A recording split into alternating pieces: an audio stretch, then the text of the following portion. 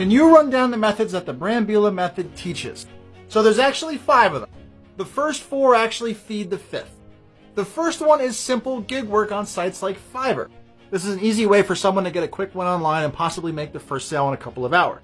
But more importantly, we want to extract leads from that gig. The second one is online course creation on sites like Udemy and Skillshare. And again, the idea is to get paid from people watching these courses, but also to collect leads. The third is actually high ticket retainer. Think of it like agency type work. And again, with the goal being leads. And the fourth being print on demand so that you can capitalize on online training. Again, with the goal being to collect email leads on the back end.